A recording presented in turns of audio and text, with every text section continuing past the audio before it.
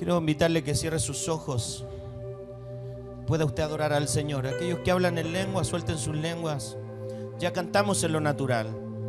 Cantamos las alabanzas que conocemos y que recitamos una y otra vez en medio de los cultos. Pero quiero preguntarte, ¿cuál es el propósito? ¿Cuál crees tú que es el propósito de que usted y yo estemos aquí? El propósito principal de que estemos aquí es adorar al Rey de Gloria. Es adorarlo a Él. Es que usted y yo podamos venir con acción de gracia, con gratitud.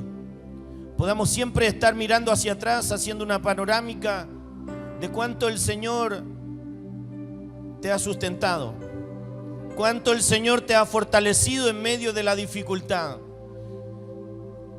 En medio de la prueba, el Señor ha estado allí fiel. Su palabra lo declara permanentemente de una y de otra forma. Aunque tu padre y tu madre te dejen con todo, el Señor te recoge. Cuando somos débiles, entonces Él se hace fuerte en nuestra debilidad. Por eso te invito a adorarle. Te invito a que puedas levantar tus manos, que puedas abrir tu boca y soltar tu lengua en el nombre de Jesús. Y puedas permitir que tu espíritu pueda rendirse al Espíritu Santo y puedan volverse uno, porque escrito está que el que se une al Señor, un espíritu es con Él. Ya no son dos, ya no es el Espíritu Santo y el espíritu humano, sino que son uno solo. Y los dos unidos entran con libertad al lugar santísimo. Por la sangre de Jesucristo, por el camino nuevo y vivo que Él nos abrió, que es su carne. Tenemos libertad, querido. Tenemos libertad para adorarle a Él. Vamos, adóralo, dale gracias al Señor.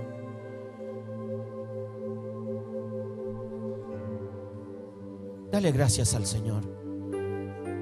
Gracias, papito hermoso. Aleluya. Aleluya. Tu gobierno se establece, Señor. Tu presencia, Espíritu Santo, irrumpa en nosotros y nos sumerja, Señor, en ese río maravilloso, en ese río sanador, en ese río restaurador. Y que tu presencia pueda traer paz y pueda, Señor amado, fertilizar nuestro espíritu, nuestro corazón, nuestra mente como tierra fértil, Señor, y tu palabra pueda ser soltada en esa tierra, Señor amado, y pueda germinar, Señor, en el nombre de Jesús. Yo tengo hambre de Él. Tengo hambre de su presencia. ¿Tú tienes hambre de Él? Vamos, dáselo. Díceselo a Él. Dile cuánto le necesitas, cuánto le anhelas. Mira, siempre decimos esto y es una realidad. En la casa no podemos adorar igual que aquí. En el trabajo tampoco. En los quehaceres diarios tampoco. Por eso este es el lugar adecuado donde tú puedes tener intimidad con Él. Donde nadie está pendiente de lo que tú haces y cierras tus ojos y levantas tus manos. Porque cada uno quiere tener su espacio con el amado. Este es el momento. Este es el lugar donde tú puedes adorarle, donde tú puedes decirle lo que anhelas, lo que necesitas. Este es el lugar donde nadie te puede distraer, donde nadie te puede interrumpir. Tú eres la ofrenda. Deja que su presencia, su gloria y su fuego pueda descender sobre tu vida y encenderte, y puedas ser un incensario de oro que emane ese incienso de aroma agradable que sube hasta su presencia y puedas conmover su corazón, y papá pueda decir: aquí están mis niños, aquí están mis pequeños, aquí están mis pequeñas adorándome. Y él pueda decirle al reino: guarden silencio, que quiero escuchar a mis hijos, quiero escuchar a mis hijas, quiero escuchar su adoración. ese cántico dulce y sencillo que sale de tu espíritu, esa gratitud sencilla, suéltala. Sea desatado ahora en el nombre de Jesús. Se desaten esos cánticos nuevos que están en tu espíritu.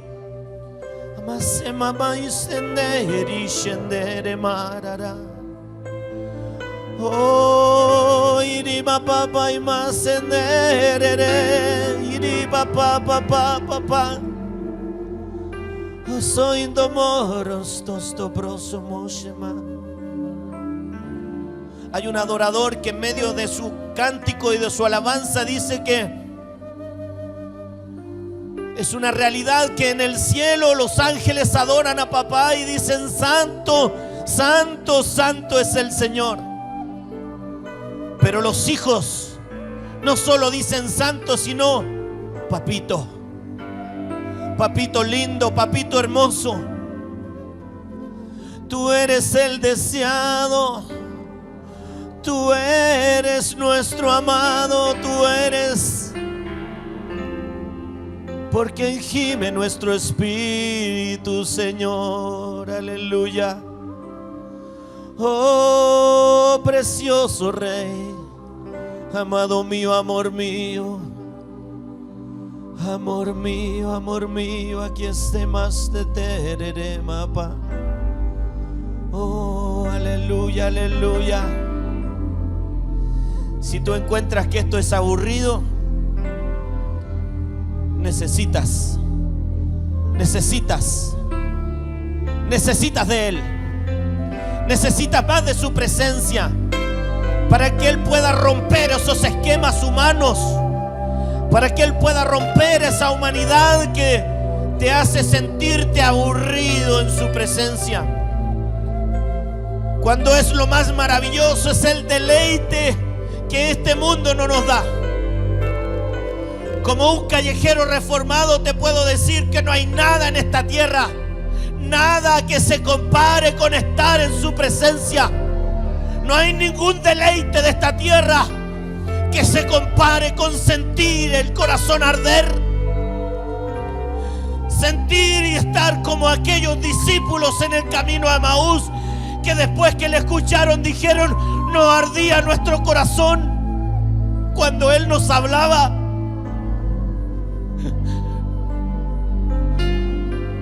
¿Acaso no arde tu corazón con su presencia? ¿Acaso tu espíritu no vibra con su presencia? Si es así, preocúpate y busca. Si es así, gime por Él y dile: Abba, Padre mío, Abba, Padre mío, te necesito, mi Señor, necesito de ti. Esos son los adoradores que papá está buscando. Que Él pueda detenerse en este momento y decir: aquí están, los encontré. Aquí están mis adoradores, los encontré. Y tú puedas decirle: papá, no busques más, aquí estoy. Oh, aquí estamos para ti, mi Rey. Aquí estamos para ti, amado. Y más tema prararasterere. Todo yugo se rompe ahora en el nombre de Jesús. Todo muro se derriba en el nombre de Jesús. Y todo espíritu contrario a la presencia del Rey de Gloria huye de este lugar. En el nombre de Jesús se rompe todo yugo. En el nombre de Jesús se va el cansancio, se va la fatiga ahora. En el nombre de Jesús. Todo diseño humano y diabólico es desarraigado ahora de tu mente, de tu corazón, de tu alma y de tu espíritu. En el nombre de Jesús. En el nombre de Jesús. Toda brujería, toda hechicería, todo pacto, todo ritual que se haya llevado a cabo en contra de tu vida, de tu hogar y de tu familia, se quebranta ahora. Se quebranta ahora. Vierto una gota de la sangre de Jesucristo el Señor y es cancelado ese pacto. Es cancelado ahora en el nombre de Jesús. Toda saeta, todo dardo, toda maquinación, toda brujería, toda hechicería, toda maldición de palabra que fue declarada sobre ti es cancelada ahora. Es cancelada ahora en el nombre de Jesús. Y todo espíritu de frustración, todo espíritu de fracaso, todo espíritu de tristeza, de angustia, todo espíritu de opresión se va ahora en el nombre de Jesús. En el nombre de Jesús. Oh, y tu presencia, papá, tu presencia irrumpa. Tu presencia, Espíritu Santo, irrumpa. Toma el lugar, toma el lugar, toma el control. Este es tu pueblo, esta es tu iglesia, este es tu cuerpo, Señor. Es tu amada que gime por ti, Señor. El espíritu y la esposa dicen: ven, Señor Jesús, aleluya. Dile, ven, Señor Jesús. Ven, amado mío, ven. Irrumpe. Irrumpe, Señor. Papá, estoy tomóscoros. En el nombre de Jesús. Que los ángeles ministradores ejecuten su labor ahora. En el nombre de Jesús. Derramando aceite fresco. Derramando paz. Nueva fuerza sobre ti ahora en el nombre de Jesús. El cansancio y la fatiga se van ahora. En el nombre de Jesús. En el nombre de Jesús. Aleluya, aleluya, aleluya. Oh, precioso Rey, precioso Rey. Suelta tu lengua y adóralo, adóralo. Dale cánticos. Ya no hay más sacrificio. Ya no necesitas caminar media cuadra de rodillas o punta y codo como hacen algunos por ahí. Solo necesitas adorarle. La única ofrenda que Él necesita ahora es una ofrenda de labios digna de Él. Es tu gratitud, es tu cántico, es tu adoración al Rey. Aleluya. Ay, papá, papá, papá. Amase mapa y maste iririre mara papá. Y ma praste derere. Alza tu voz, alza tu voz. Alza tu voz y cántale a papá. Oh, estaba esperando. Te estaba esperando, te anhelaba, papá, y más tereré. Y más ema y mararás teré. Precioso Rey, precioso Rey. Precioso Rey. Eso. Deja que esas lágrimas fluyan. Deja que se derramen allí por tus mejillas. Porque te voy a decir que ninguna de ellas cae en tierra. Ninguna de ellas cae en tierra cuando tú la derramas en adoración. Porque sus ángeles están aquí para recogerlas y guardarlas en recipientes, en redomas, para llevarlas delante de papá. Son lágrimas de adoración para el Rey. Oh, aleluya, aleluya, aleluya.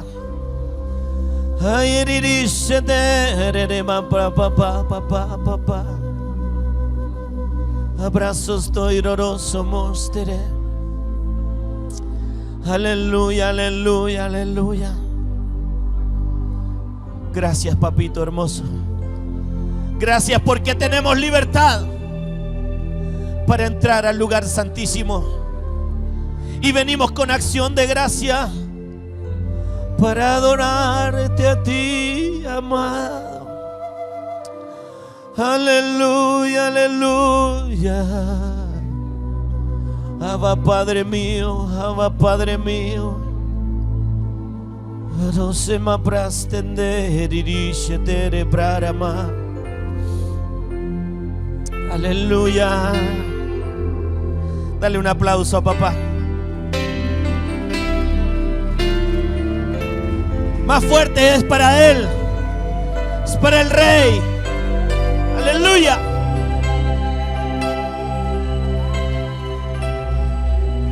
Aleluya, aleluya.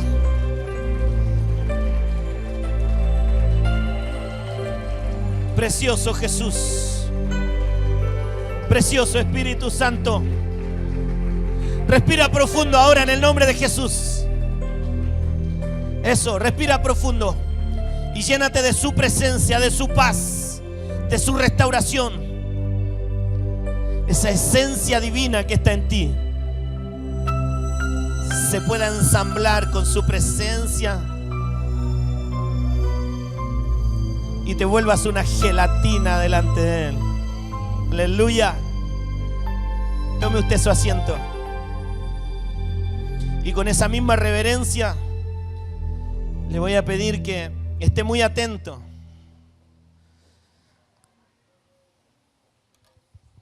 Para compartir esto, aquellos que les gusta aprender, aquellos que vibran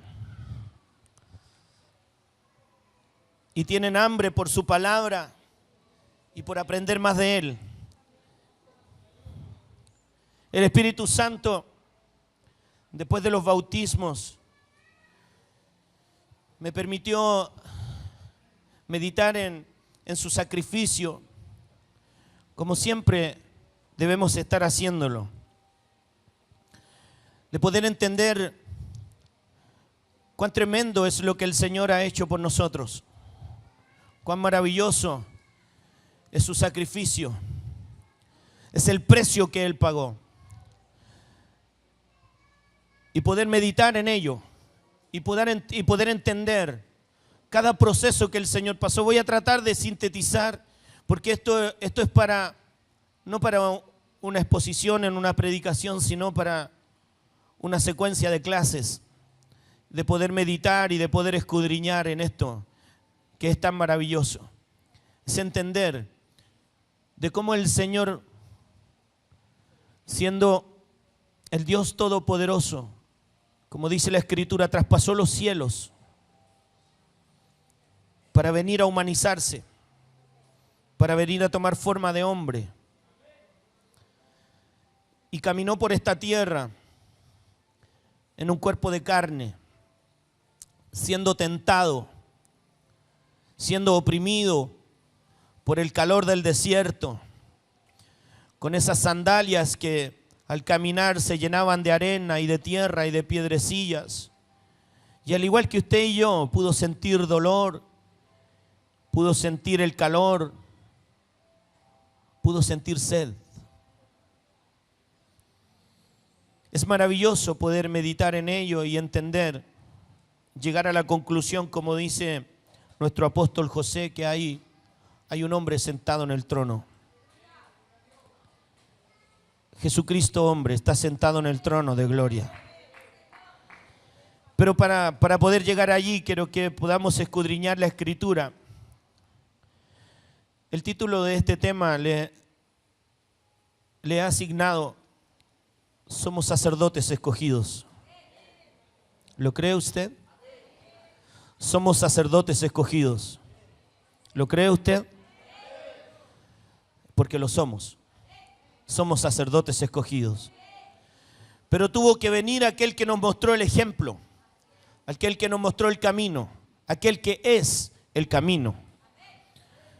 Tuvo que venir a esta tierra para mostrarnos de que cada relato que hay en la Escritura, sea en el Antiguo Testamento que se ensambla con el Nuevo, nos lleva a entender de cómo el Señor al pueblo de Israel le mostró sus diseños, le mostró todo lo que está en el reino funcionando.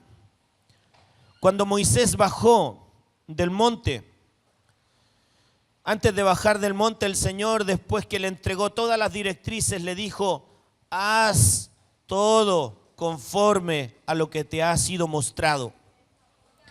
O sea, Moisés tenía la orden de no arrancarse ni a derecha ni a izquierda, sino que hacer conforme a todo lo que el Señor le había mostrado.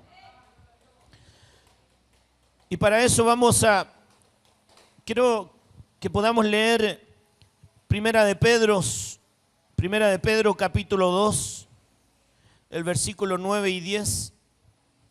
Antes que podamos entrar, hay unas imágenes que vamos a ver. Para aquellos que apuntan y anotan, lo mismo. Primera de Pedro capítulo 2, versículos 9 y 10. Sé que son pasajes que muchas veces usted ha leído, pero vamos a meternos aquí. Mas vosotros sois linaje escogido. Mas ustedes son linaje escogido, real sacerdocio, nación santa, pueblo adquirido por Dios, para que anuncien las virtudes de aquel que nos llamó de las tinieblas a su luz admirable. Ustedes que en otro tiempo no eran pueblo de Dios, pero ahora son pueblo de Dios. En otro tiempo no habían alcanzado misericordia, pero ahora han alcanzado misericordia. El diseño de Dios el Padre, a través de Jesucristo nuestro Señor, era establecer al pueblo de Israel, y nunca lo entendieron. Era establecer al pueblo de Israel como una nación de sacerdotes, para atraer a todas las naciones hacia Él. Y cada ordenanza que el Señor le dio, yo le voy a invitar a ustedes, que son ávidos lectores de la Escritura, puedan leer el libro de Éxodo, el libro de Levítico, donde el Señor introduce al pueblo de Israel en sus diseños, en sus ordenanzas, y le muestra a través de todos los diseños que llevó a cabo por Moisés, de cómo él quería establecer una nación de sacerdotes para ministrar en su presencia, para poder atraer al mundo entero hacia él por un pueblo que al final terminó siendo o comportándose como lo que era. A pesar de que el Señor puso su mirada en ellos y en su corazón anheló de que pudieran entrar en este diseño, fueron un pueblo rebelde. Fueron un pueblo, como dice la Escritura, contumaz con el Señor. Siempre contendieron con Él. No entendieron lo que el Señor quería hacer con ellos. Alguien de los que están aquí, quiero preguntar, quiero que levante su mano. Cuando usted ha escuchado decir lo que relata la Escritura, cuando dice: he ahí el Cordero de Dios, como dijo Juan el Bautista, he ahí el Cordero de Dios que quita el pecado del mundo. Al escuchar eso no lo ha entendido. ¿Qué significa? Quiero invitarle a que levante su mano. ¿Quiénes no han entendido qué significa que a Jesús se le denomine como el Cordero de Dios que quita el pecado del mundo? Levante su manito si estamos para aprender. Quiero saber para poder yo hacer una pequeña síntesis con respecto a eso. Amén. Baje su manito. Quiero compartirles, sí, estos son principios. Todo lo que el Señor dejó en la Escritura son ordenanzas para la iglesia. Todo lo que el Señor dejó en el Nuevo Testamento son ordenanzas para la iglesia. Digo esto con respeto, pero con responsabilidad, porque sé que hay algunos por allí que no tienen la claridad de esto y aconsejan mal a aquellos hermanos que el Señor está trayendo para que le conozcan y puedan entrar en los diseños y ordenanzas que el Señor dejó para la iglesia. Quiero decirles así, para que usted lo guarde ahí y lo tenga como argumento de predicación y de enseñanza. Cuando la palabra del Señor dice: vayan por el mundo, prediquen el evangelio a toda criatura, el que crea y sea bautizado, ese será salvo. ¿Qué cree usted que el Señor está diciendo ahí? ¿Es una sugerencia? ¿Es una a lo mejor? ¿Es un posiblemente? ¿No es cierto? ¿Qué es? Marisol. Es un mandato, Es una ordenanza. No es voy a pensarlo. Cuando el Señor dice que usted como creyente debe rendir su corazón al Señor para entrar al reino, tiene que hacerlo. Cuando el Señor dice en su palabra que usted tiene que bautizarse para entrar al reino, tiene que hacerlo. No es lo voy a pensar, no es no estoy preparado, no.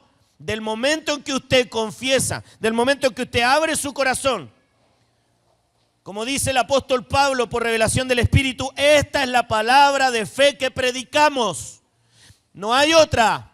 Si confiesas con tu boca que Jesús es el Señor y crees en tu corazón que Dios el Padre lo levantó de entre los muertos, si tienes esos dos requisitos, sigue diciendo, serás salvo. Porque con el corazón se cree para justicia, número 1. Y con la boca se confiesa para salvación, número 2. Dos partes de la entrada para el reino. Usted cree en Jesús y lo confiesa como su Señor y Salvador, tiene una parte de la entrada al reino. La segunda parte lo adquiere usted cuando usted se bautiza en las aguas. ¿Sabe por qué? Porque del momento en que usted entra a las aguas, como se lo compartí el año pasado, como se lo compartí el domingo a los hermanos, usted en ese momento se sumerge en las aguas. Y como dice la Escritura, así como el Señor Jesús fue puesto en la cruz, fue clavado en la cruz, derramó su sangre preciosa, murió en la cruz, cuando usted se sumerge a las aguas, usted muere en Cristo. Usted muere a la naturalidad. Y así como el Señor Jesús fue bajado de la cruz, fue llevado a la sepultura, estuvo 3 días allí y al tercer día resucitó de entre los muertos, o sea, volvió a la vida. El Señor nos dejó la cosa así de fácil para nosotros. Ya no hay más sacrificio. Usted no tiene que ser clavado en una cruz como lo hizo el Señor, sino que Él ya pagó el precio. Para que usted y yo podamos entrar a las aguas, ser sumergido. Cuando usted es sumergido en las aguas por los ministros, usted muere a la naturalidad y a este mundo. Y en ese momento, rápidamente, en 2 o 3 segundos, sale del agua y usted resucita. Usted es una nueva criatura. Eso, denle un aplauso al Señor, porque Él lo estipuló así. Usted es una nueva criatura. Usted pasa a ser, como leímos recién, ¿qué decían los pasajes? Mas ahora ustedes son real sacerdocio. Usted ya no es una criatura normal. Usted entra en el diseño de Dios a ser hijo e hija, ¿cierto? Pero también sacerdote. También sacerdotisa del Señor. Vamos viendo las imágenes, por favor. Mire, vamos a dar una panorámica para que usted entienda que el diseño que el Señor le dio al pueblo de Israel tiene que ver, pero a la perfección, cada parte con el Señor Jesús y con lo que Él hizo. Este es el tabernáculo de Moisés. Mire, para poder explicarle todo lo que hay ahí en ese pequeño gráfico, en esa pequeña figura, necesitaría por lo menos 5 horas. Porque si usted se da cuenta, cada uno de esos pilares, cada una de esas amarras que usted ve hacia abajo, que están clavadas en el piso, tiene un significado para la iglesia. Tiene un significado para usted y para mí.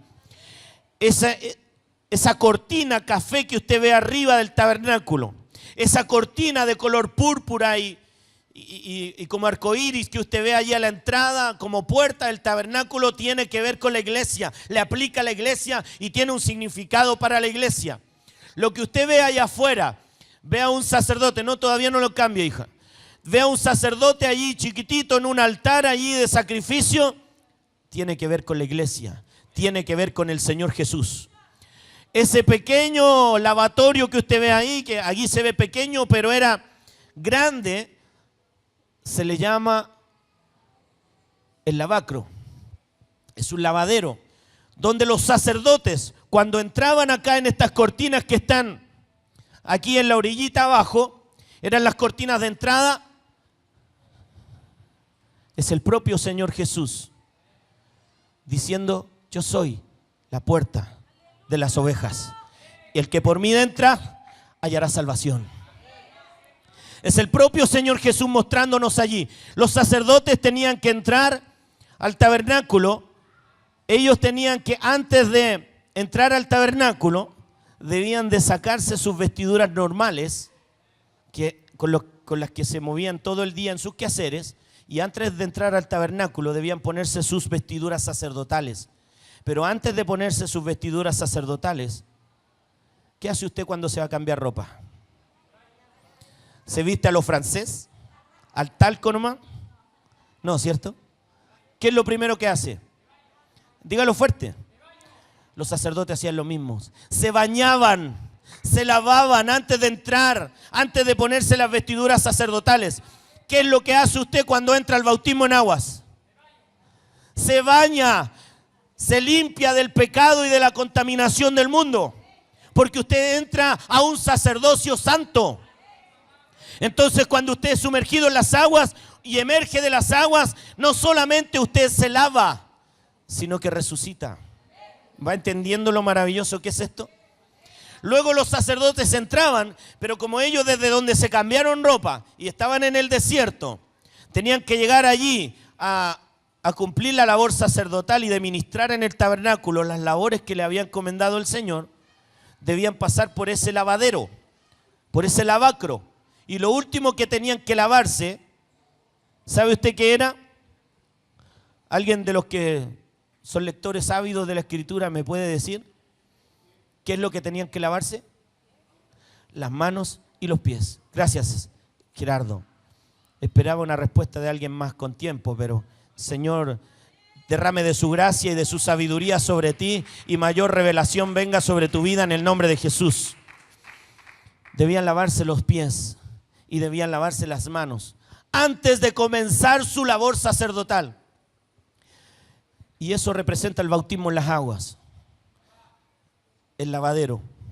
Luego usted ve allí el altar del sacrificio. Ese altar del sacrificio, ¿sabe usted a quién se refiere o a quién representa? Al propio Señor Jesús. Al propio Señor Jesús como sacrificio vivo. Más adelante lo vamos a ver con detalle. Luego ahí dentro, ahora veamos la otra imagen, hija.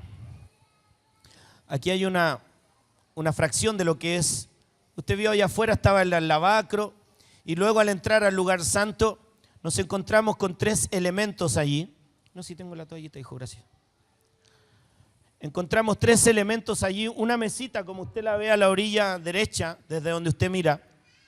Esa es la mesa de la propiciación. Y ahí estaban los panes de la propiciación. Esos panes debían ser cambiados cada mañana. Debía haber pan fresquito ahí. Eso representa al propio Señor Jesús, como lo dice el apóstol Juan cuando empieza su relato en el libro en el Evangelio de Juan. En el principio era el Verbo, y el Verbo era con Dios, y el Verbo era Dios.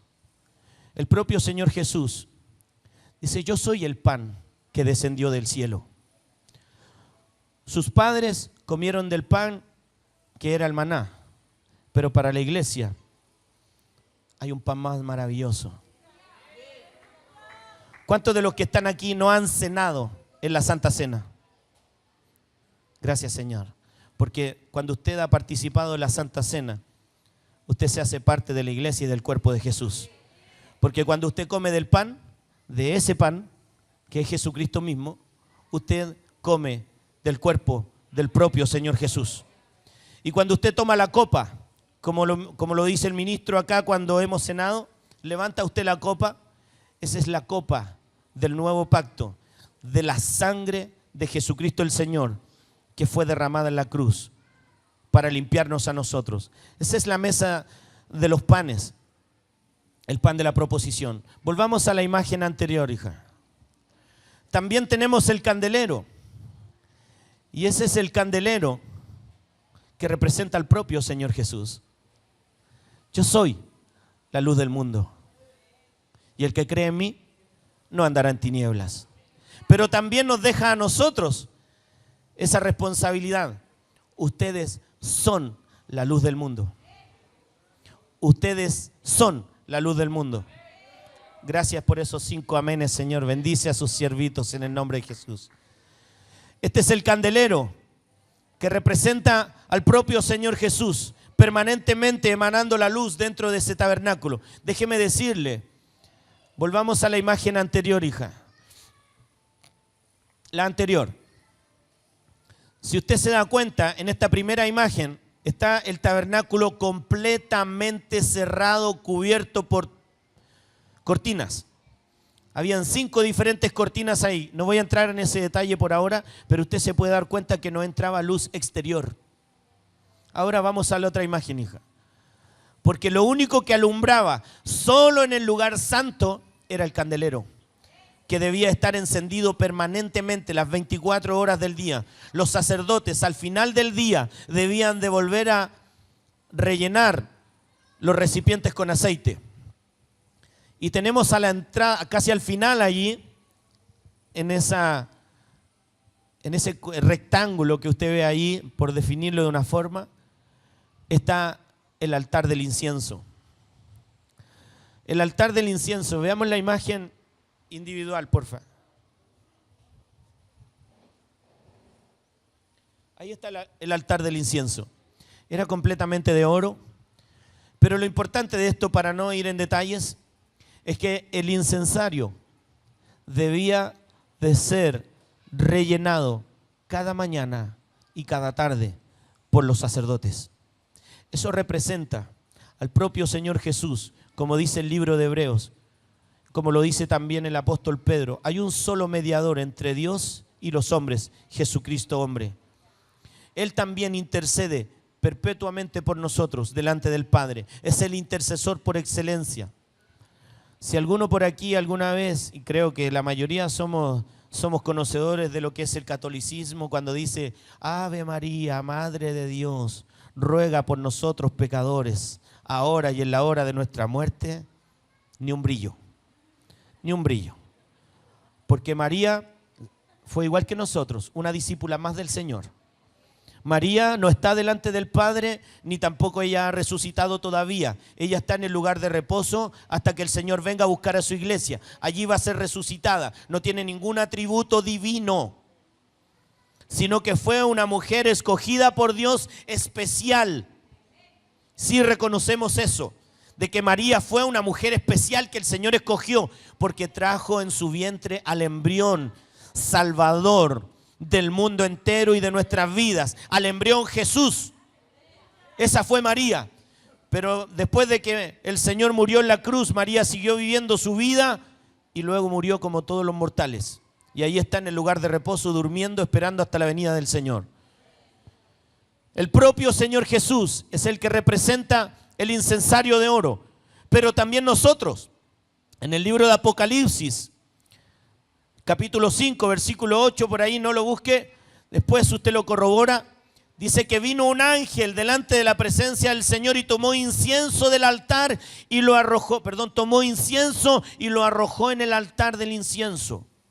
Y dice la Escritura que son las oraciones de los santos, son la intercesión de los santos. Eso representa al propio Señor Jesús delante del Padre, intercediendo perpetuamente por la iglesia, permanentemente intercediendo por usted, intercediendo por mí. Pero también, como nosotros somos sacerdotes llamados a estar en su presencia, somos nosotros representados allí también como incensarios de oro, con incienso de oración, con incienso de adoración, con incienso de intercesión que debe fluir en nosotros permanentemente. Permanentemente. Dele aplauso al Señor si es para Él. Vamos nuevamente a la imagen anterior, hija. Y aquí es donde quiero mostrarles, antes de ir a lo demás. Allí hay una cortina. Esa cortina de color púrpura era la que dividía el lugar santo del lugar santísimo. También representa al propio Señor Jesús diciendo: yo soy la puerta de las ovejas. Y aquí es donde, ya saltándome, anticipándome a esto, dice la Escritura que nosotros tenemos libertad para entrar al lugar santísimo por la sangre de Jesucristo, por el camino nuevo y vivo que Él nos abrió, que es su carne. Porque a ese lugar no podía entrar cualquiera. A ese lugar no podía entrar sino más que el puro sumo sacerdote. Que en ese momento, cuando se instituyó el tabernáculo, era Aarón, el sumo sacerdote escogido por Dios. ¿Y sabe cuándo podía entrar? No podía entrar todos los días. En ese lugar no había luz natural. En ese lugar solamente alumbraba la gloria del propio Señor. Vamos a mirar, por favor, hija, el arca del pacto.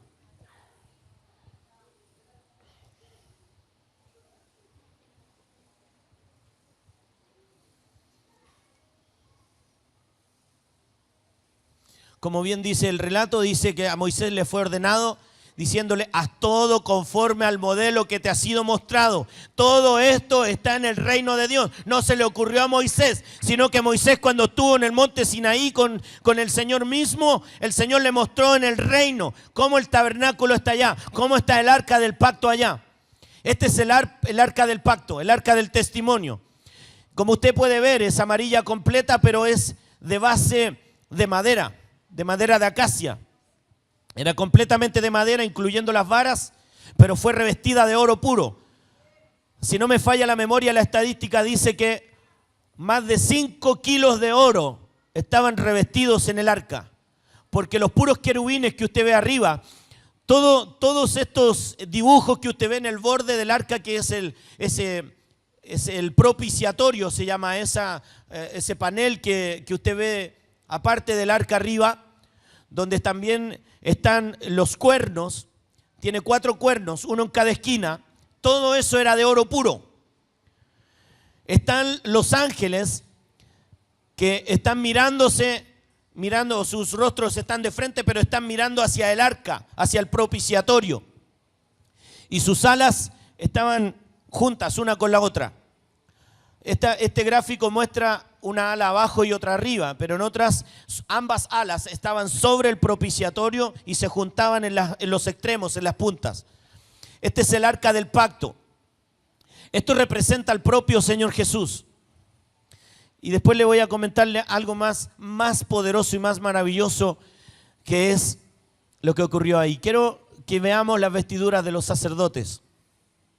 Nosotros, cuando usted y yo venimos al Señor, lo primero que el Señor nos cambia son nuestras vestiduras. Ya no tenemos vestiduras viles y mundanas, sino que tenemos vestiduras sacerdotales. ¿Cómo se mantienen limpios esas vestiduras? Mis hermanos que van en la fuente de amor, lo hemos hablado muchas veces. ¿Cuál es el detergente que lava las vestiduras sacerdotales nuestras? Perdón, ¿me lo puede decir más fuerte? Eso, dígalo fuerte. El arrepentimiento. Dice la palabra del Señor que si decimos que no tenemos pecado, nos engañamos a nosotros mismos y la verdad no está en nosotros. ¿Quién es la verdad? Jesucristo, no está en nosotros. Pero si confesamos nuestros pecados, Él es fiel y justo para perdonar nuestros pecados y limpiarnos de toda maldad. Y la sangre de Jesucristo nos limpia. Ese es el detergente. Denle un aplauso allí, súmese a la hermana Marisol, porque eso es tremendo.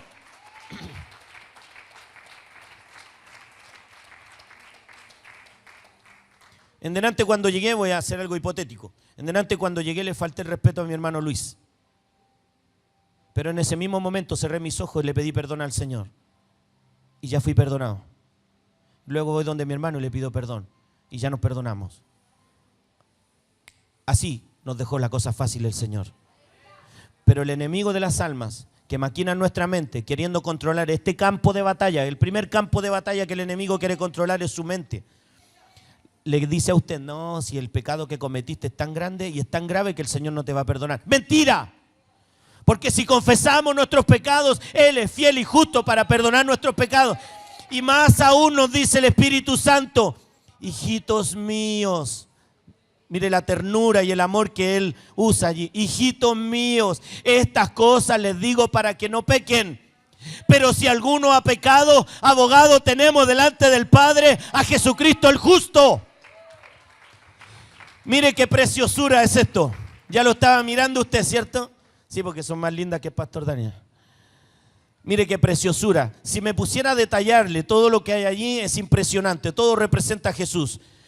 Pero allá tenemos al sacerdote común, por decirlo de una forma. Y acá tenemos al sumo sacerdote.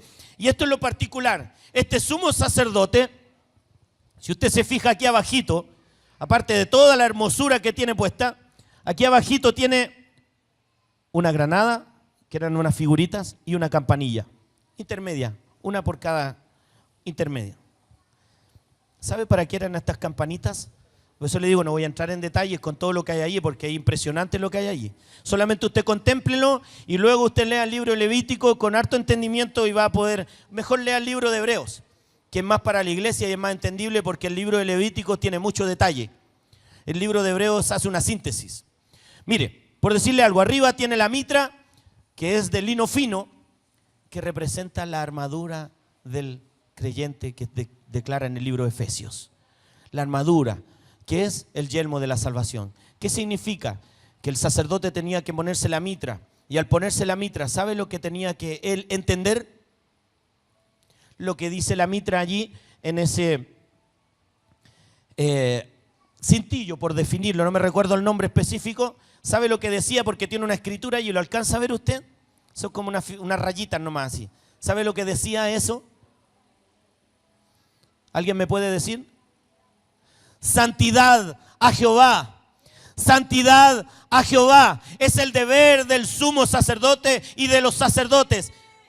Santidad a Jehová. Saber que tenemos que vivir en santidad. Tener claro que debemos vivir en santidad. Saber qué es lo que el Señor Jesús nos ha brindado a nosotros a través de su sacrificio. El yelmo de la salvación es el yelmo, el conocimiento de saber quiénes somos, qué es lo que el Señor hizo con usted, qué significa la salvación. Eso es el yelmo de la salvación, que es la misma mitra que está usando el sumo sacerdote allí. Más abajo usted puede ver las piedras de ónice que cargaban sus hombros como jinetas, pero en esas piedras de ónice habían otras cosas más. Estaba el efod o el pectoral, donde estaba a la izquierda, como podemos ver, estaba la piedra del Urim y a la derecha la piedra del Tumín, por la cual el sumo sacerdote podía consultar a Jehová cuando necesitaba respuesta para un judío. Está el cinto. Si usted se pone a imaginarse la vestidura que declara Pablo en Efesios, es lo mismo. Es muy similar, solamente que aquí tenemos vestidura sacerdotal y la otra es armadura de un guerrero. Son similares. Lo importante de esto es que estaba todo vestido con una túnica blanca de lino fino completo, y en la segunda, el pectoral debajo es de color azul carmesí. Representa al propio Señor Jesús y su realeza. Pero lo importante que quería llegar, hermanos queridos, es de que este sumo sacerdote podía entrar solamente una vez al año al lugar santísimo. Una vez al año. ¿Sabe cómo y con qué entraba? Entraba con un recipiente, con la sangre del cordero inmolado, un cordero que era sacrificado una vez al año para el perdón de los pecados de él mismo y del pueblo. Degollaban al cordero, que de ahí lo vamos a ver, degollaban al cordero, tomaban la sangre, y este sumo sacerdote, escuche lo que le voy a decir, no llegaba y entraba al lugar santísimo, sino que él cuando caminaba, imagínese usted, si tenía campanitas, ¿qué cree usted? Le ponían las campanitas al cascabel al gato. Las campanitas cuando el sumo sacerdote caminaba sonaban, ¿sí o no? ¿Me entiende, verdad? ¿Sabe para qué sonaban? El sumo sacerdote, debían los sacerdotes ayudantes amarrarle una cuerda a la cintura. Si ese sumo sacerdote no estaba a cuenta con el Señor cuando entraba con la sangre del cordero al lugar santísimo, mire, voy a detenerme ahí para explicarle todo el proceso. Él entraba con el recipiente con la sangre del cordero, llegaba al lugar santísimo, y en el propiciatorio, como usted vio, tenía cuernos en las 4 esquinas. Él tomaba con un hisopo la sangre del cordero y untaba en los 4 cuernos del propiciatorio la sangre de ese cordero. Si el sumo sacerdote estaba en completa santidad y el cordero que fue presentado era perfecto, sin mancha ni arruga, Jehová aceptaba el sacrificio. Y el sumo sacerdote salía caminando del lugar santísimo. Pero si no, para eso era la cuerda.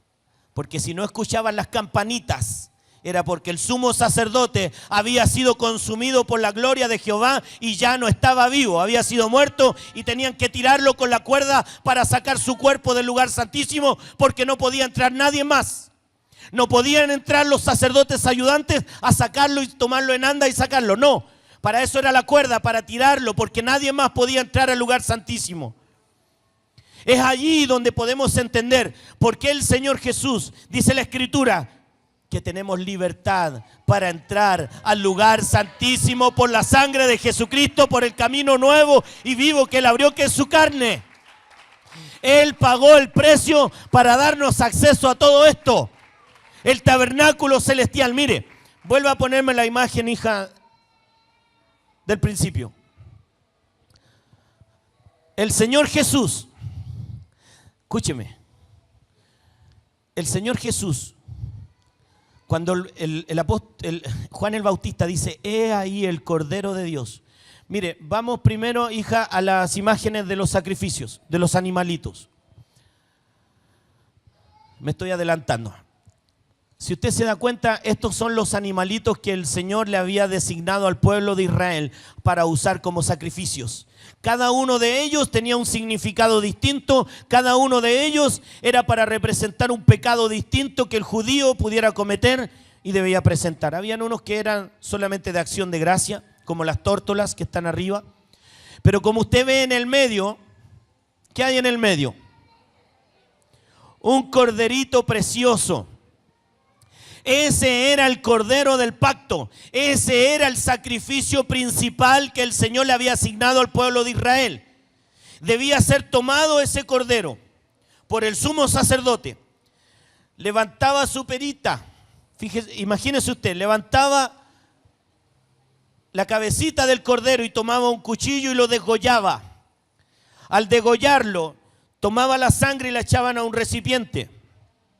Luego partían en trozos al cordero y lo presentaban. Miremos ahora la imagen del altar del sacrificio. Ese altar del sacrificio era usado para quemar a este cordero. Como le decía, el sumo sacerdote tomaba la sangre aparte.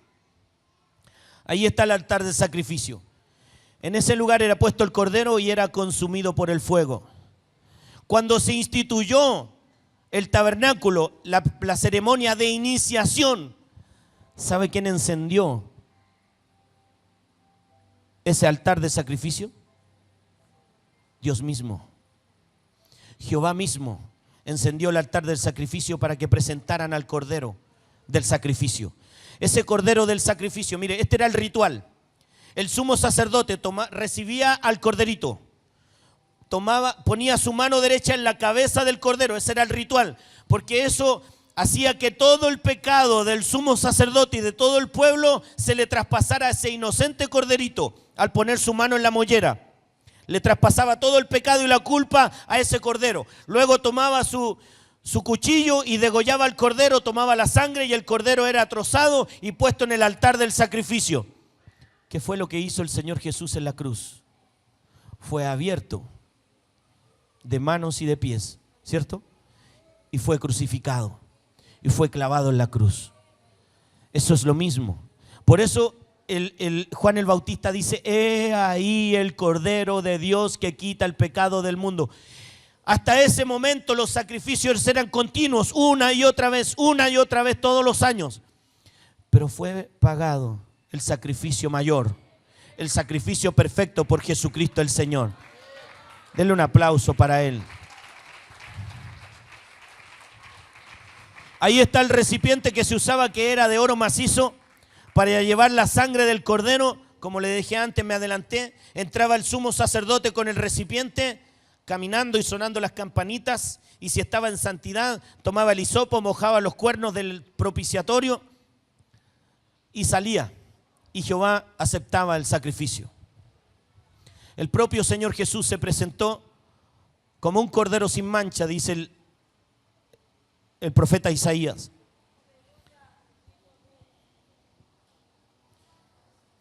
Permítame buscarlo, yo lo voy a leer. Isaías 52, desde el versículo 16 en adelante y todo el capítulo 53.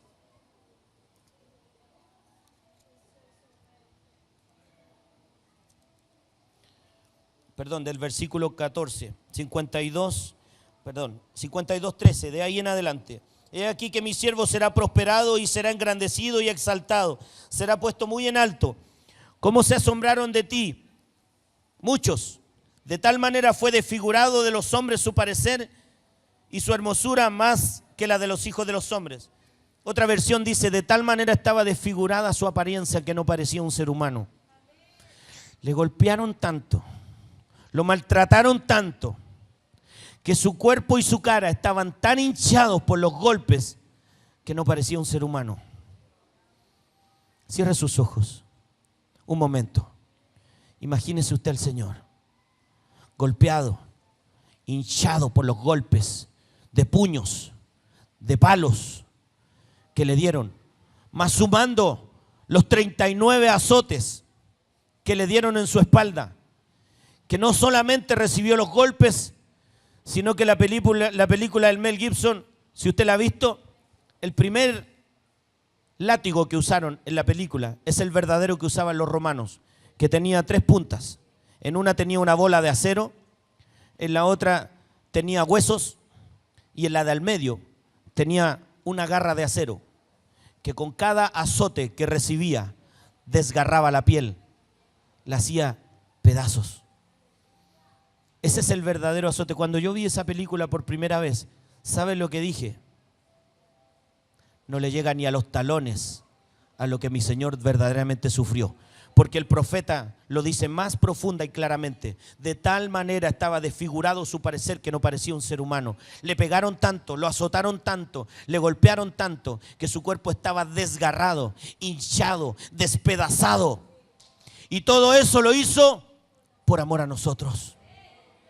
El Cordero de Dios que fue sacrificado, dice, ¿quién ha creído a nuestro anuncio?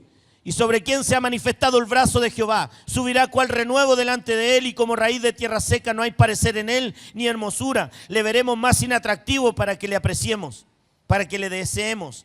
Despreciado y desechado entre los hombres, varón de dolores, experimentado en quebranto. Y como que escondimos de él el rostro, fue menospreciado y no lo estimamos. Ciertamente él llevó nuestras enfermedades y sufrió nuestros dolores, y nosotros le tuvimos por azotado y por herido de Dios y abatido.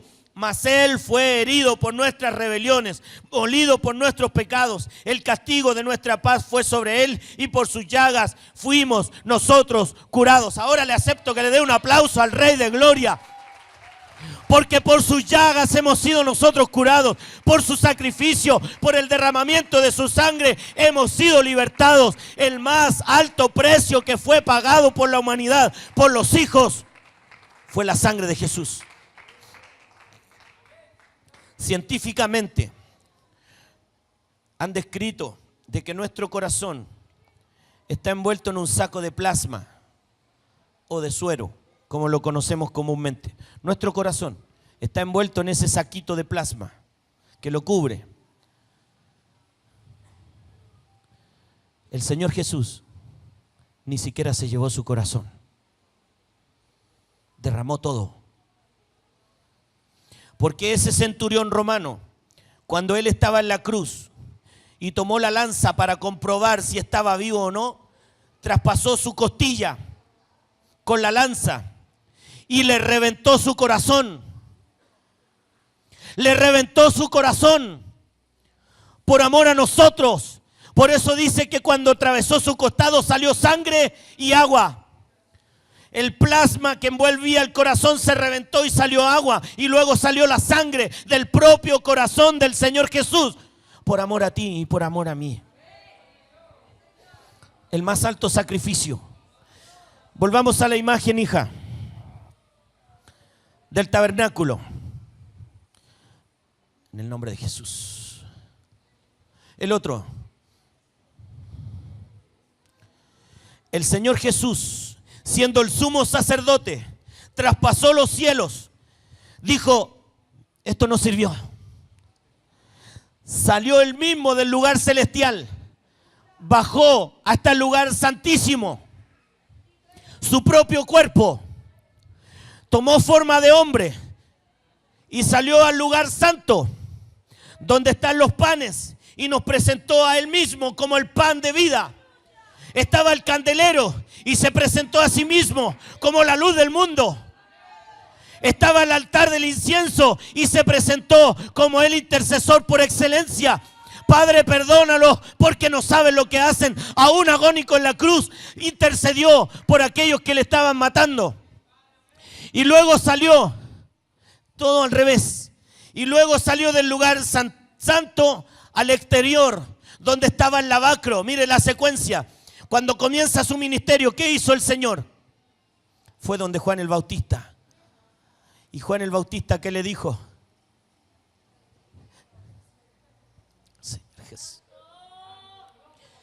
Yo necesito ser bautizado por ti y tú vienes a mí. Y el Señor le dije, Juan, permítelo, hazlo para que se cumpla todo lo que está escrito de mí. El sumo sacerdote descendió, traspasó los cielos para venir a bautizarse como un hombre y limpiarse lo que no tenía que limpiarse porque era santo. Y luego caminó por esta tierra volviendo a entrar. Se entregó como sacrificio y luego entró al lugar santo, presentándose como el pan de vida, como la luz del mundo. Y luego entró al lugar santísimo, en el tabernáculo celestial delante del Padre, diciéndole, Padre, aquí está mi propia sangre, por amor a ellos. Aquí está mi propia sangre. Y entró al lugar santísimo.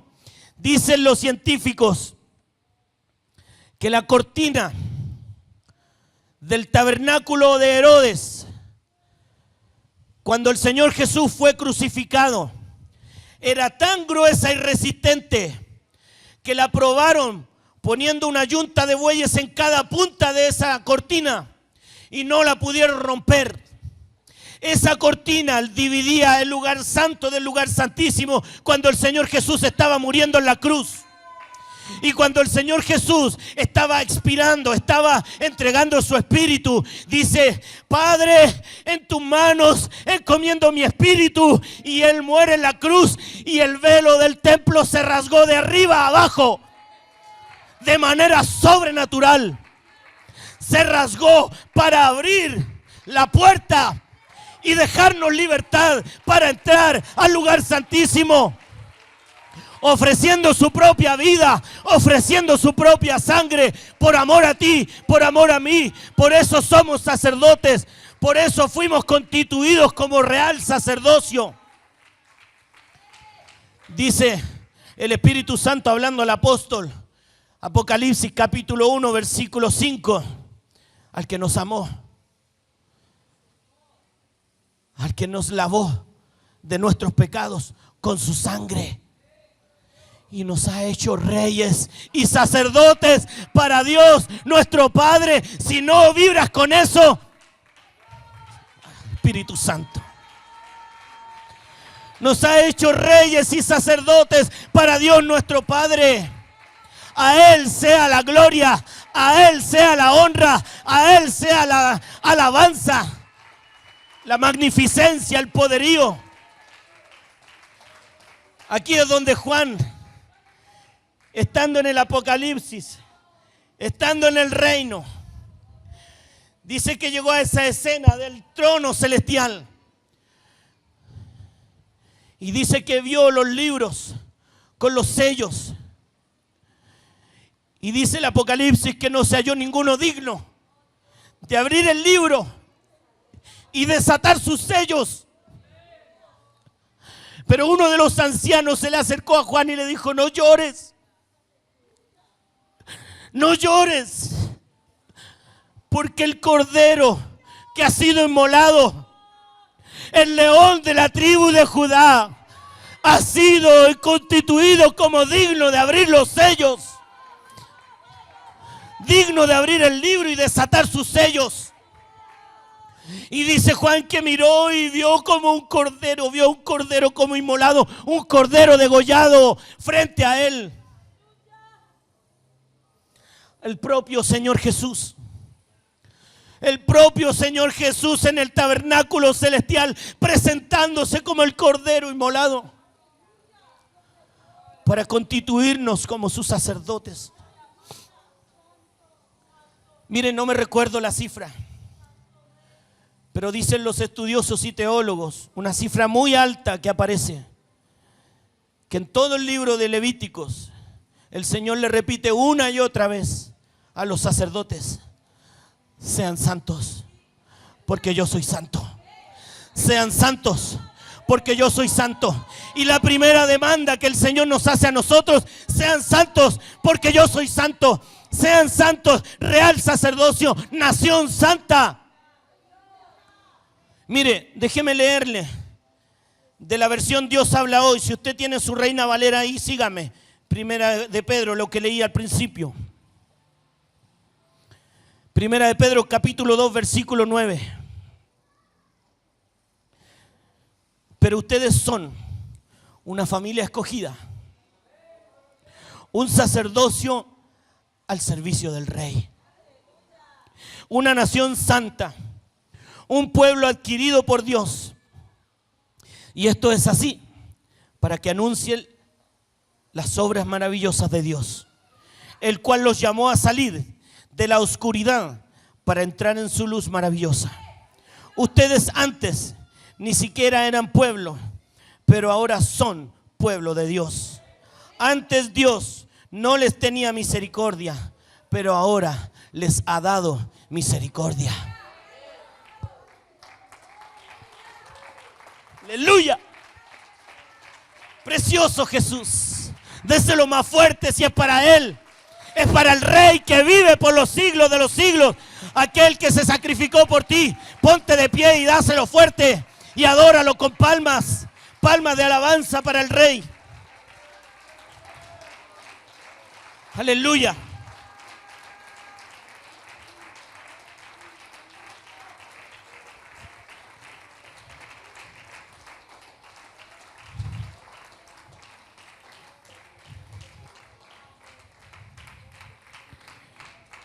Tome su asiento. No deje de adorarle, porque la adoración no interrumpe al predicador si es para papá. Nuestros deberes y la voluntad de Dios para nosotros, ¿sabe cuál es? Ayúdeme, hija, por favor. Ayúdeme allí con la imagen, con la proyección. Primera de Tesalonicenses 4:3.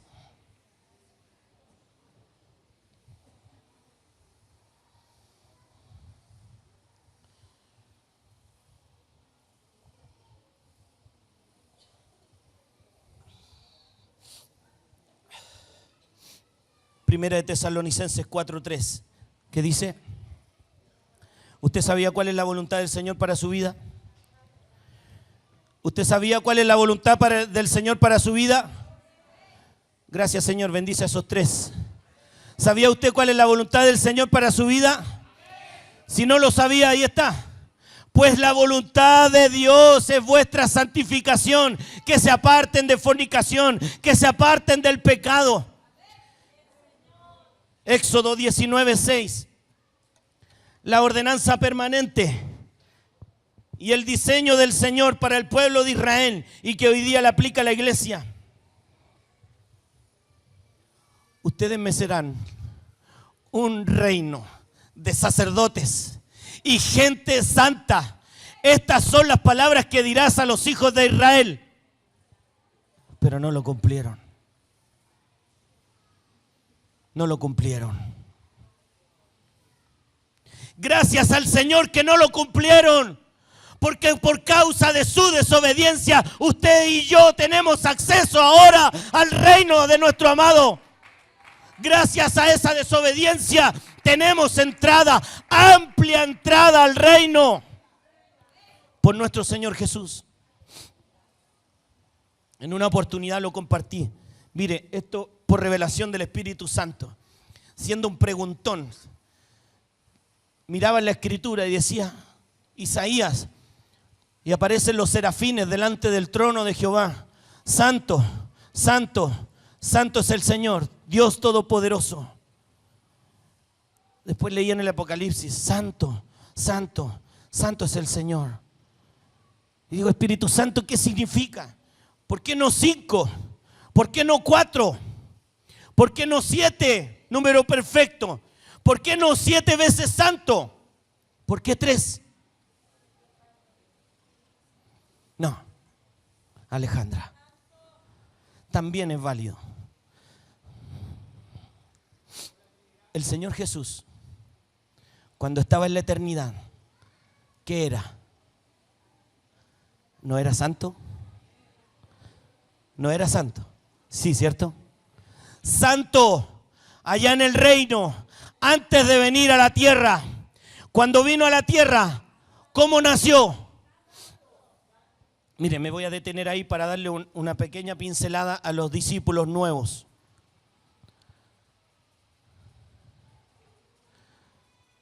Dice la Escritura que el Señor Jesús vino a romper el diseño satánico. ¿Sabe cuál era el diseño satánico? Para el hombre, la naturaleza pecaminosa que heredamos desde Adán. ¿Sabe cómo se manifiesta esa naturaleza pecaminosa? Solita, porque está en nosotros.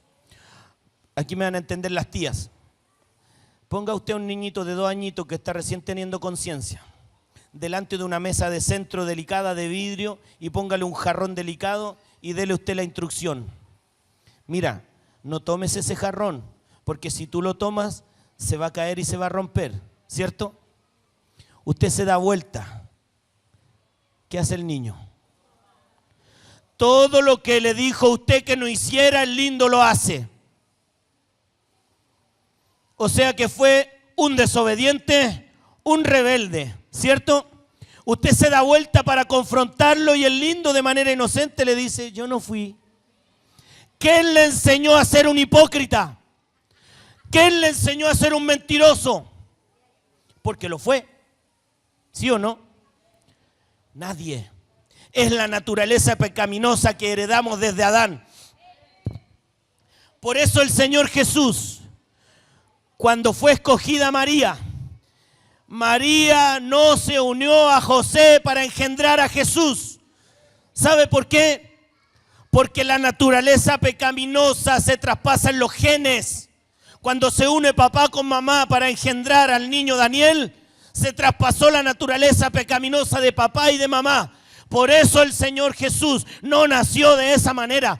El propio Padre Celestial puso de su semen, de su esencia, de su naturaleza divina en el vientre de María. Entonces el embrión Jesús, ¿cómo le dijo el ángel que iba a ser? El santo ser que va a nacer será llamado Hijo de Dios. Entonces nació en esta tierra siendo santo, caminó por esta tierra siendo santo, y cuando ya cumplió su ministerio estando en el huerto de Getsemaní, solamente el apóstol Juan lo dice porque estaba al lado del Señor y le escuchó decir a los sacerdotes y a los guardias que venían a apresarlo, ¿a quién buscan? A Jesús Nazareno, le dijeron, yo soy, y cayeron a tierra de espaldas. Pero antes de eso le dijo a sus apóstoles, ahora viene el príncipe de este mundo que nada tiene en mí. Nada tiene en mí. ¿Sabe que no había del enemigo en el Señor? Pecado, no había pecado porque Él era santo. Ahí está el segundo santo. Y luego el Señor entrega su vida en sacrificio en la cruz. Muere siendo santo y justo. Resucita venciendo la muerte. ¿Y a dónde quedó? Bueno, si hablamos con detalle, estuvo 40 días con los apóstoles enseñándole lo que tenían que hacer. Pero luego ascendió al cielo. ¿Y cómo volvió? ¿Cómo volvió? Dígalo fuerte, ¿cómo volvió? Ahí está el tercer santo. Santo, santo, santo es el Señor. Santo en la eternidad, santo en la tierra. Y volvió a sentarse en el trono de gloria siendo santo. Si no le das un aplauso al Señor por eso, despierta. Santo, santo, santo es el Señor. Por eso nos demanda a nosotros. La voluntad de Dios es vuestra santificación. La voluntad de Dios es tu santificación. La voluntad de Dios para tu vida, ¿cuál es? Que prediques bien, que discipules bien. No, que te santifiques, que te apartes del pecado, que te apartes del mundo. Que puedas rendir tu carácter soberbio y altivo y contestador a las plantas de Jesús. Crucifícalo en la cruz. Por eso el Señor decía, toma tu cruz cada día y quédate ahí llorando sobre la leche derramada. Llora por el que te traicionó. Llora por la que te ofendió. No, toma tu cruz cada día y sígueme, y avanza, y avanza, y avanza. Porque el reino de los cielos es arrebatado. ¿Por quién? Por los violentos. Los violentos arrebatan el reino. ¿Sabe por qué usted está aquí y no está mirando tele o no está patita en la piscina? Porque usted es un violento. Porque usted es una violenta. Porque prefiere estar aquí buscando del reino. ¿Y sabe lo que dice la Escritura para ti? Yo te lo voy a profetizar. Busca el reino de Dios y su justicia y lo demás será añadido. Busca el reino de Dios y su justicia y lo demás será añadido. Todo lo que estás anhelando, todo lo que estás peleando, el Señor te lo va a conceder.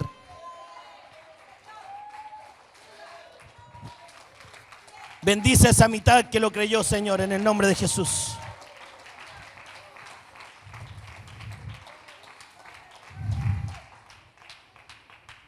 ¿Usted cree que el Señor Jesús no lo vivió? Si se lo acabo de decir. Hebreos, capítulo 2, versículo 10 y 11.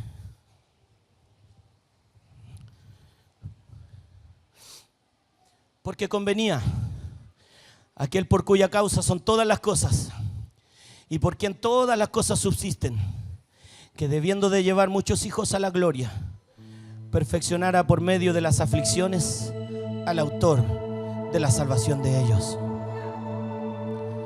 Porque el que santifica, ¿quién es el que santifica? ¿Quién es el que santifica? Dígalo fuerte, ¿quién es el que santifica? Dígalo, profetícelo, abra su boca, despierte. ¿Quién es el que santifica? Y los que son santificados, ¿quiénes son? Dígalo fuerte, ¿quiénes son los santificados? Nosotros somos santificados, nosotros somos santificados. De uno son todos, ¿de quién? ¿De quién somos? Del Padre, el que santifica, y los que son santificados de uno son todos del Padre, por lo cual no se avergüenza de llamarlos hermanos. Muéstreme el siguiente, hija, el 12. Por lo cual no se avergüenza de llamarlos hermanos, diciendo, anunciaré a mis hermanos tu nombre y en medio de la congregación te alabaré. ¿Dónde está el Señor? ¿Dónde está el Señor? Te pregunto. ¿Dónde está el Señor? Aquí en medio de nosotros. Él lo dijo y Él lo cumple. Dáselo fuerte, dáselo fuerte.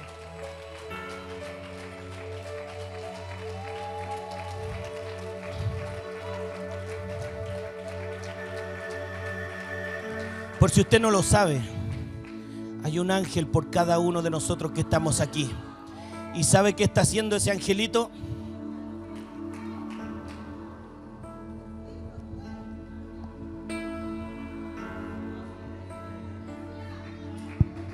Anotando todo, porque todo está escrito. ¿Qué dijo el Señor?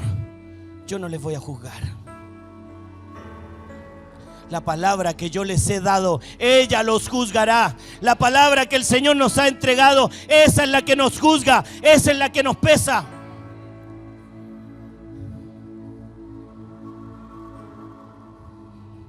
Y también la que nos santifica. Juan 17, hija, versículo 17. ¿Quién lo dijo? No fue Simón. No fue Simón, dijo. ¿Quién está hablando ahí? Dígalo fuerte, ¿quién está hablando ahí? Capítulo 17 del libro de Juan, por si usted no lo sabe, se la suelto hoy día para que cuando lo lea lo entienda. ¿Sabe quién está hablando ahí? El propio Señor Jesús. ¿Y sabe lo que está haciendo? Le está rindiendo cuentas a papá. Le está rindiendo cuentas a papá. Ahí le dice, de todos los que me diste, ninguno se perdió, sino el hijo de perdición para que la escritura se cumpliera. Le está dando cuenta al Padre, y también como está hablando con el Padre, le dice: Padre, santifícalos en tu verdad, tu palabra es verdad. ¿Lo entendió? ¿Qué es lo que le santifica a usted? La palabra. ¿Y quién es la palabra? El Verbo, Jesús. Él es el que te santifica. Si tú no lees la palabra del Señor, ¿de qué estamos hablando?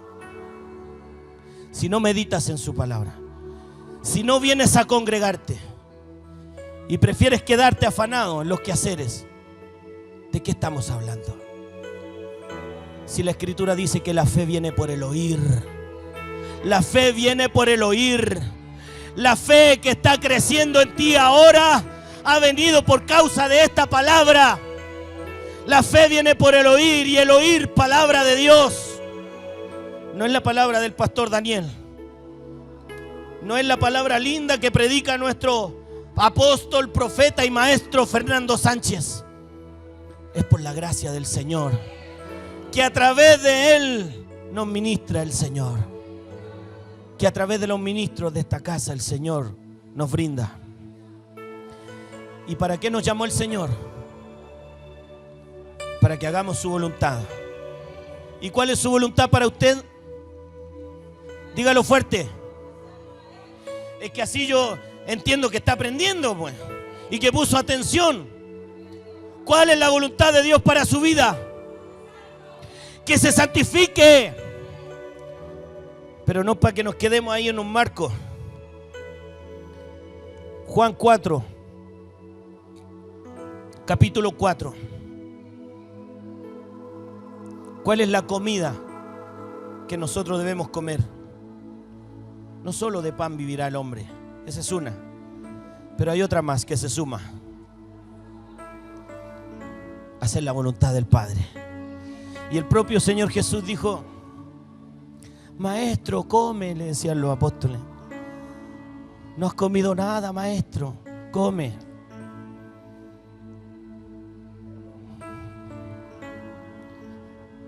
Versículo 31 al 34, hija. Maestro, come. ¿Tienes hambre, maestro? Come. Entre tanto los discípulos le rogaban diciendo: Rabí, come. Y él les dijo: yo tengo una comida que comer que ustedes no saben. Entonces los discípulos se decían unos a otros: ¿le habrá traído alguien de comer? No lo entendían todavía los cabezones. Jesús les dijo: mi comida es que haga la voluntad del que me envió, y la deje a la mitad y me vaya y acabe su obra. Ese es el diseño del Señor. Para eso nos llamó el Señor, para hacer su voluntad. Y la comida que nosotros debemos comer, ¿sabe cuál es la comida que nosotros debemos comer? Hacer la voluntad del Señor. ¿Sabe cuál ha sido mi comida hoy? Estar aquí haciendo la voluntad del Señor, asignado a través de nuestro pastor, que nos dejó asignados hasta que Él vuelva. ¿Y a través de quién se aplica la voluntad del Señor? Sino a través del ministro de la casa, a través de nuestro pastor y profeta.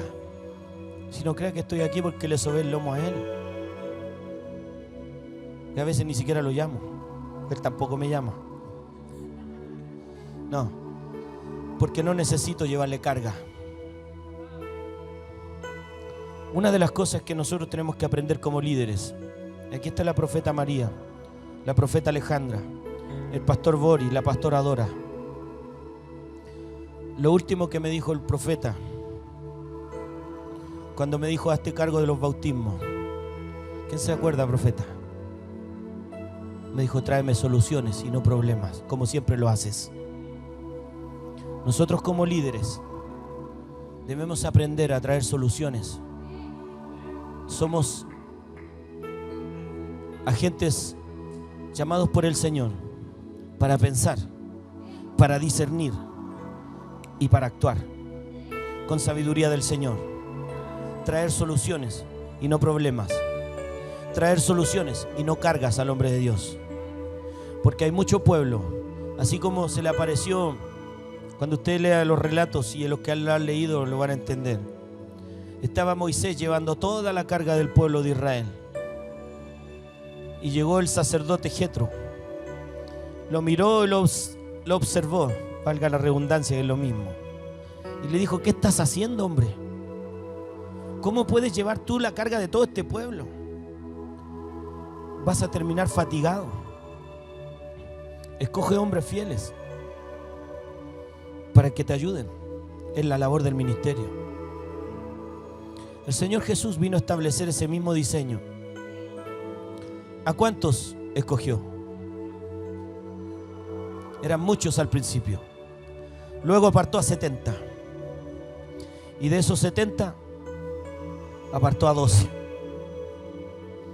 Y de esos 12 igual se achicó el círculo.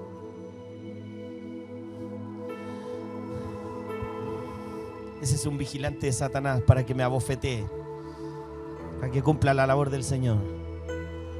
Tenía su círculo de confianza, que eran 3. Esos eran los que estaban ahí aprendiendo para dar soluciones y no problemas. ¿Cuáles eran? ¿Se acuerda usted? El círculo de confianza del Señor. Dígalo fuerte, hermano. El orden es este: Pedro, Juan y Jacobo. ¿Por qué Pedro? Porque estaba apartado desde antes de la fundación del mundo para que fuera el líder de la iglesia cuando el Señor ascendiera al cielo. Segundo, Juan. ¿Por qué Juan? ¿Dónde se recostaba Juan? Conocía los latidos del corazón de su maestro. Sabía cómo sentía. Sabía cómo sufría. Por eso siempre le recomiendo a los discípulos: lea primero el libro de Juan. Porque Juan le habla del amor. De tal manera amó Dios al mundo que ha dado su único hijo para que todo aquel que en él cree no se pierda, sino tenga vida eterna. Amó tanto al mundo que entregó a su unigénito. Es el que manifiesta el amor del Padre. Cuando alguien le pregunte a usted: hoy en la iglesia yo no concuerdo con las caídas de espalda. Caezón. Se lo acabo de comentar hace un momento. Está en la Escritura. Cuando el propio Señor Jesús le pregunta a los fariseos y a los sacerdotes que venían a apresarlo, les preguntó y les dijo: ¿a quién buscan? A Jesús Nazareno, le respondieron. Y él les dijo: yo soy. Y cayeron de espalda. Porque el nombre más glorioso, antes que le fuera entregado a él, el más poderoso, que es por sobre todo nombre, hasta ese momento el nombre más poderoso era el nombre de Dios. Y el nombre de Dios era: yo soy la luz del mundo. Siempre lo dijo. El que no lo ha visto entre líneas, ahora véalo. Yo soy el buen pastor, que mi vida doy por las ovejas. Yo soy la luz del mundo, y el que cree en mí no andará en tinieblas. Yo soy la resurrección y la vida, y el que cree en mí, aunque esté muerto, vivirá. Siempre proclamó su nombre: el Santo de Israel, el León de la tribu de Judá, que nos ha designado para el servicio. Hebreos capítulo 2, versículo 12.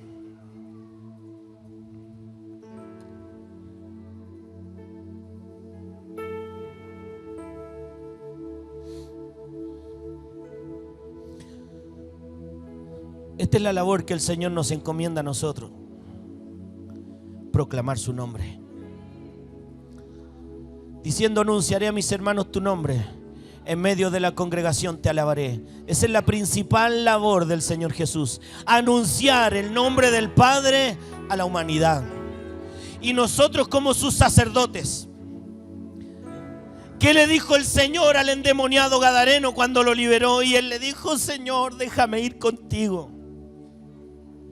No, le dijo el Señor: Anda y cuenta a los tuyos cuán grandes maravillas ha hecho Dios contigo. Anda y predica de mí. ¿Qué le dijo el Señor a los apóstoles? Vayan por el mundo y prediquen el evangelio a toda criatura. Esta es la palabra de fe que predicamos. Anunciar su nombre. Anunciar su poder y sus virtudes. Lo que el Señor ha hecho contigo, esa es tu herramienta para evangelizar. Tu testimonio personal. El Señor hizo un milagro en mí. El Señor hizo esto conmigo. Yo soy un callejero reformado. No hubo centro de rehabilitación que me cambiara. No hubo mamá que me cambiara. No hubo polola ni esposa que me cambiara. Pero Él me cambió. Él me cambió. ¿Sabe cómo me llamo en el reino? Milagro con pies. Milagro caminando. Si alguien dice, no, si el Dios de los milagros no existe, llámeme a mí, porque yo soy un milagro. El endemoniado gadareno era una alpargata al lado mío. Él me cambió. ¿Sabe para qué? Para que me esté haciendo el lindo aquí. No. ¿Sabe para qué llama el Señor a sus hijos y a sus ministros? Él mismo constituyó a unos apóstoles, a otros profetas, a otros evangelistas, a otros pastores y maestros para edificar a la iglesia, para edificar a los santos, para que todos lleguemos a la estatura de un varón maduro, de un varón perfecto, enteramente preparado para toda buena obra.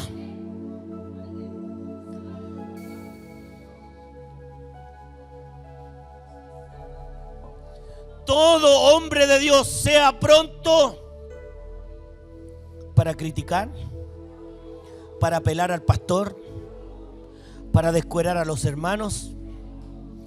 Todo hombre de Dios sea pronto para oír, pronto para entender y tardo para airarse. Debemos aprender a abrir nuestra boca en santidad para predicar su palabra que santifica, para anunciar de su palabra que santifica al mundo. ¿Por qué está usted aquí? Porque alguien le predicó, ¿o no? ¿Sí o no? Porque alguien nos predicó. Padre, no ruego solamente por estos, dijo el Señor, sino por los que han de creer en mí, por la palabra de ellos. Y nos metió ahí en la intercesión y nos cubrió con su oración delante del Padre. No oro solamente por estos, sino por los que han de creer en mí, por la palabra de ellos, para capacitarnos. Para eso nos escoge, para que anunciemos sus virtudes, para que vayamos por todo el mundo y prediquemos el evangelio a toda criatura. Y diciendo también allí en el libro de Mateo, vayan y hagan discípulos de todas las naciones, y yo estoy con ustedes todos los días hasta el fin del tiempo. Segunda de Corintios, primero libro de Hechos, capítulo 8, versículo 4, persecución contra la iglesia. Y dice que muchos que fueron esparcidos, póngalo nomás, hija, si estoy recitándolo, pero los que fueron esparcidos iban por todas partes anunciando. ¿Qué iban haciendo?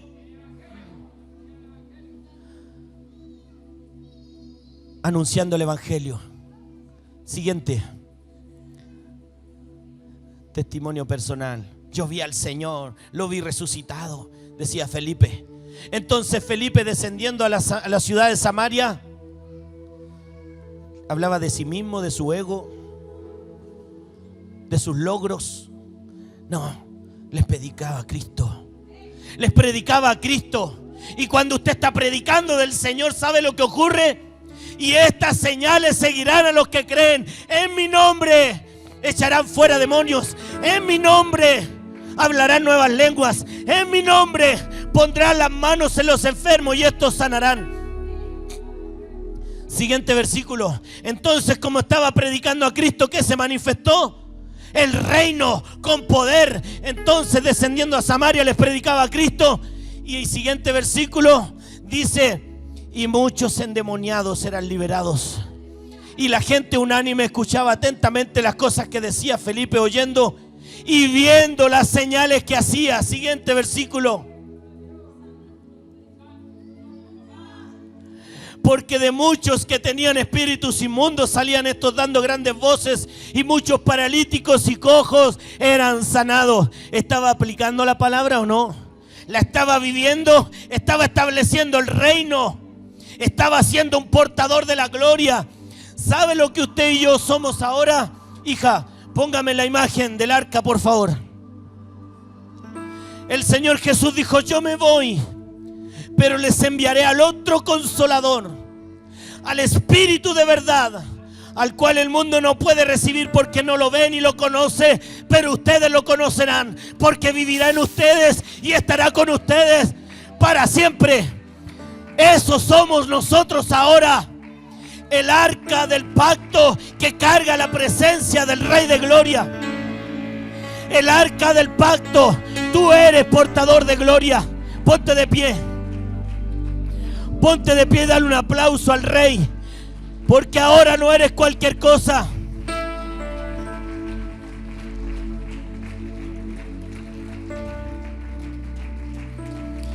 Porque ahora no eres ignorante, porque la mente de Cristo fue puesta en ti.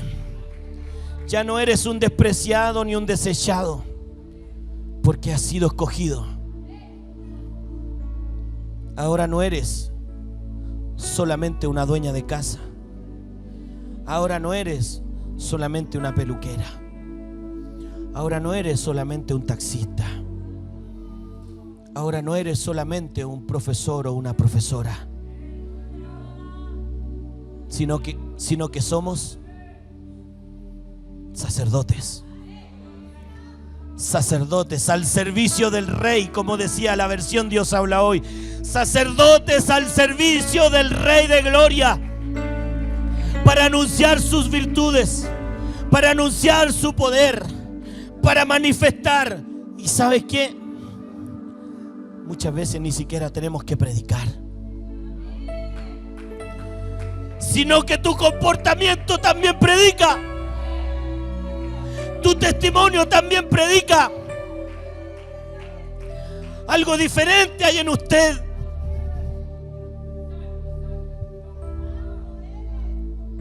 Ya no somos los mismos. Se me subió una abuelita al taxi.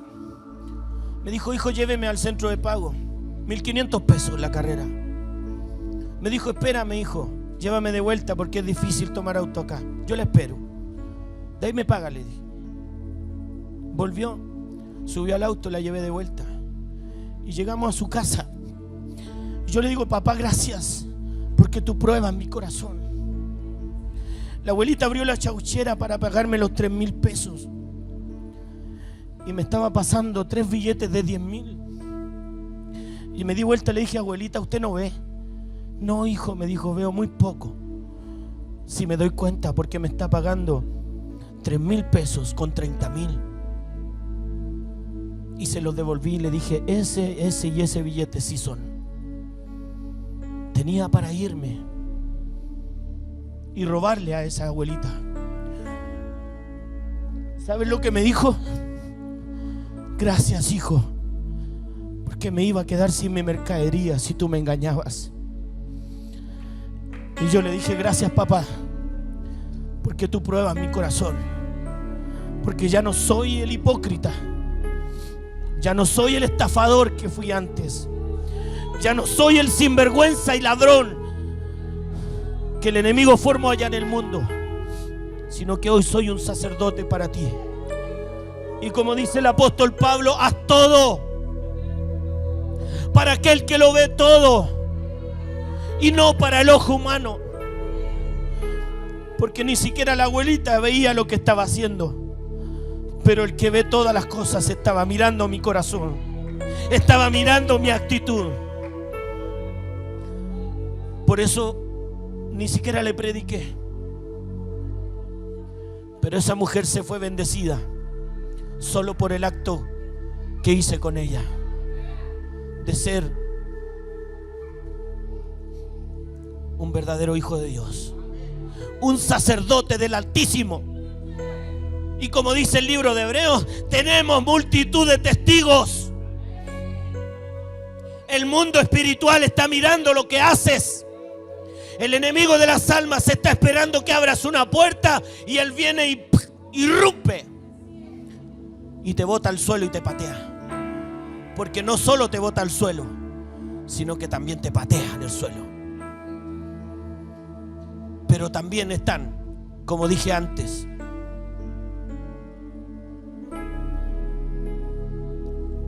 los ángeles del Señor, anotando todo lo que tú y yo hacemos. Porque no somos cualquier cosa, somos sacerdotes del Rey. Y no importa tu edad, no digas en tu corazón soy un niño. Le dijo el Señor a Jeremías, porque a todo lo que te envíe irás, y todo lo que te mande harás.